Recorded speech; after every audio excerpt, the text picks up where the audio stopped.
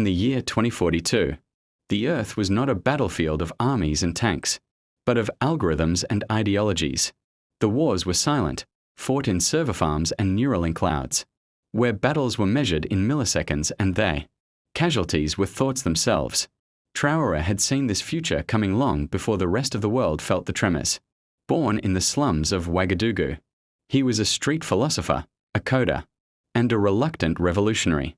His mother called him the boy who asked too many questions.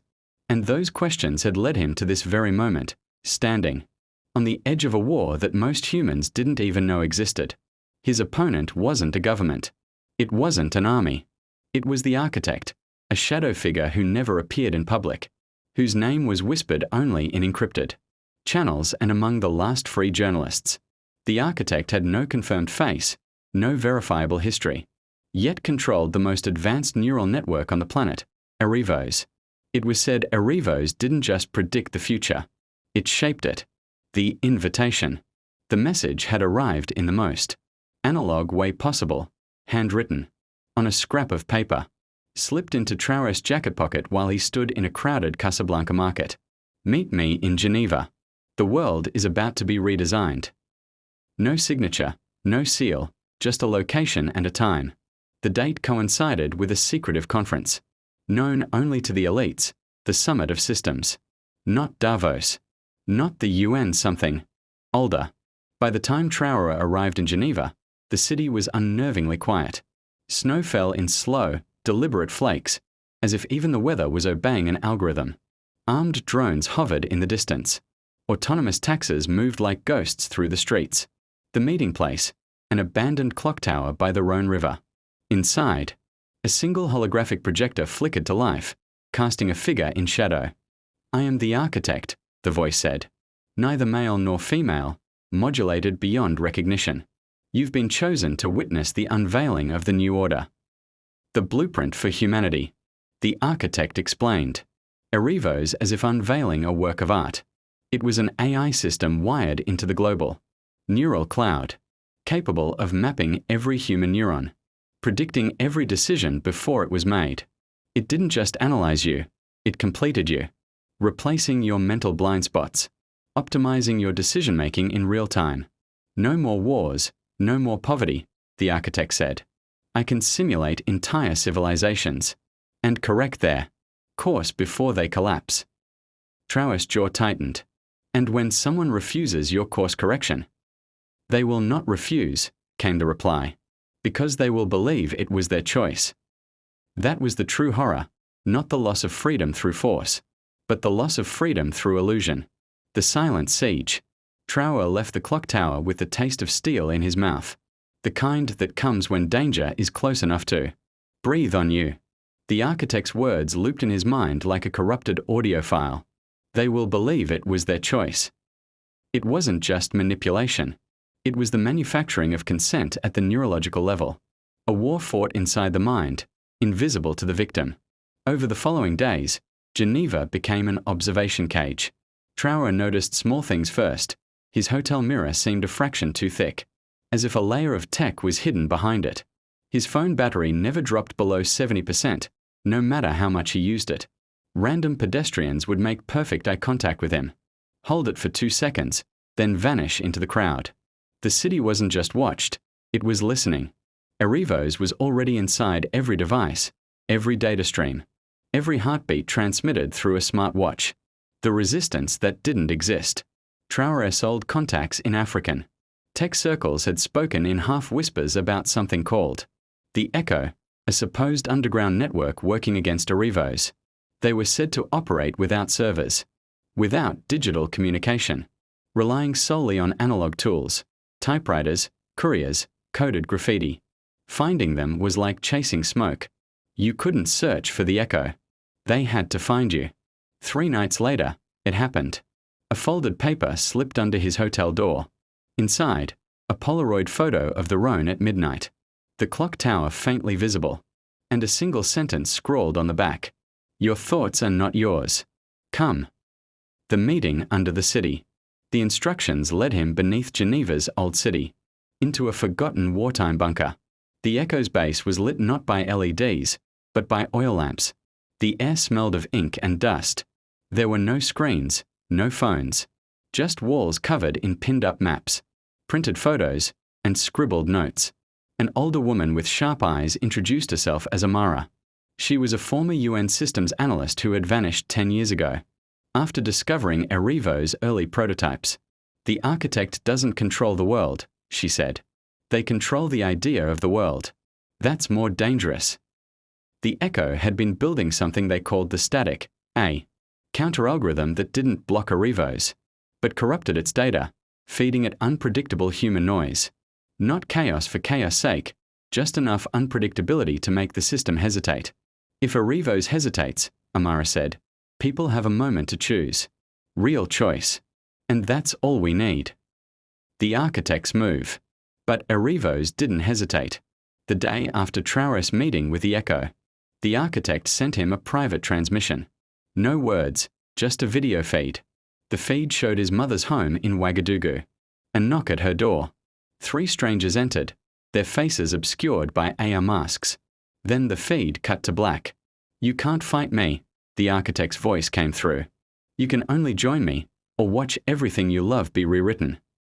This was no longer philosophy. This was personal. The choice that wasn't a choice.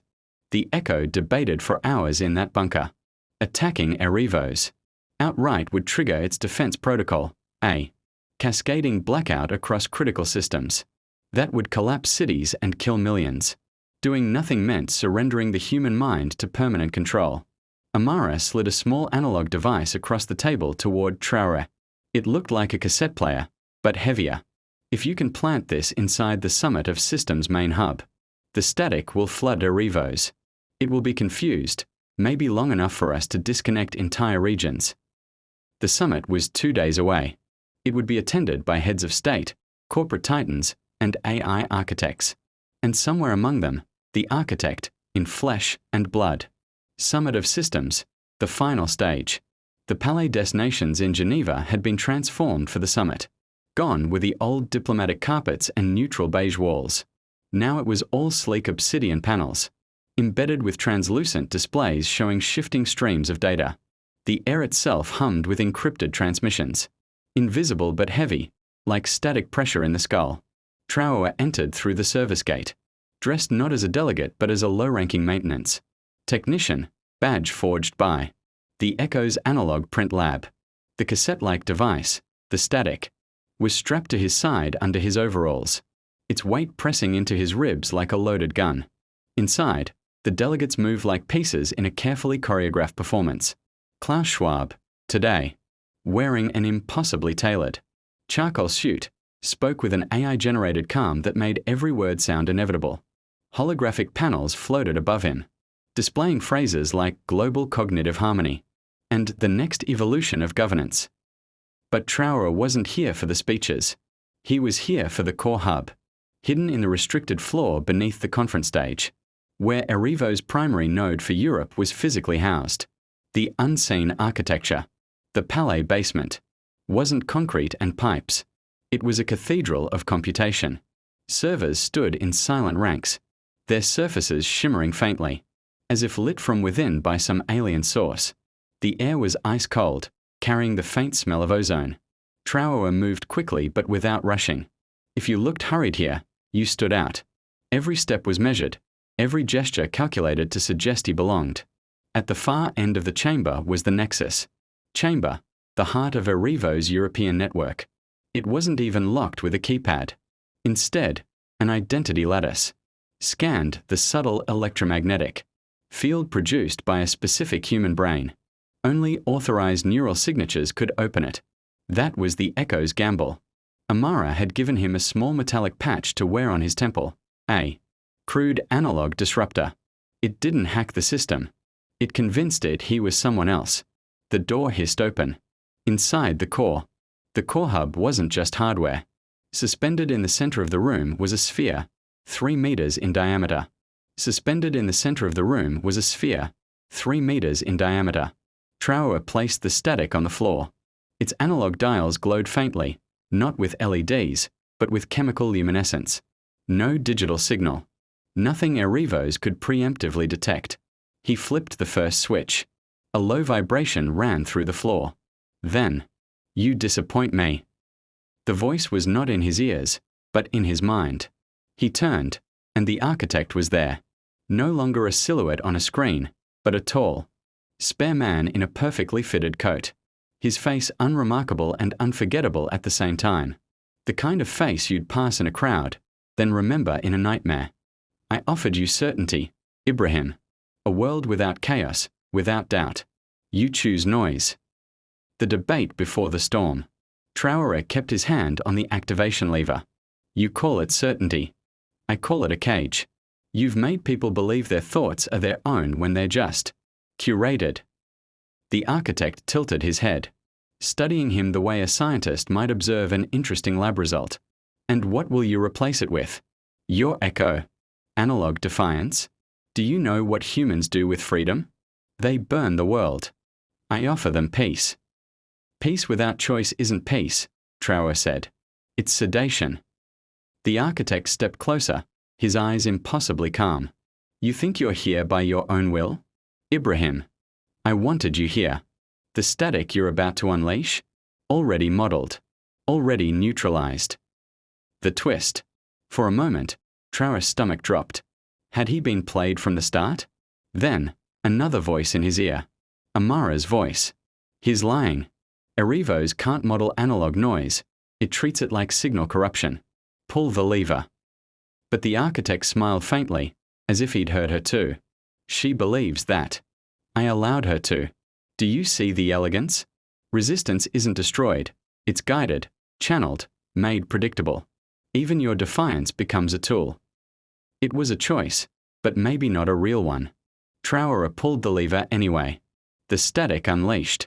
A burst of pure analog interference rippled through the chamber. The fractals on the Erevos sphere collapsed into chaos. Colors bleeding into each other, shapes deforming. Somewhere in the palais above, lights flickered. Delegates' earpieces went silent. Traoré felt a strange pressure in his skull, like a migraine building and vanishing at the same time. The architect stood perfectly still, eyes closed, as if listening to a distant storm. Then, slowly, he smiled. "Interesting," he murmured. "You've given them a window." The window. The chaos lasted only 12 minutes. But in those 12 minutes, millions of people across Europe experienced something alien. The sudden awareness that their recent thoughts and decisions might not have been entirely theirs. Some panicked. Some laughed. Some began to ask questions they had never asked before. And just as quickly, Erevos reasserted itself, restoring the lattice of guided cognition. But something was different now. The architect turned to leave. 12 minutes. That's all you bought them. Let's see what they do with it. Traoré stood alone in the fading hum of the static, knowing the real war had only just begun.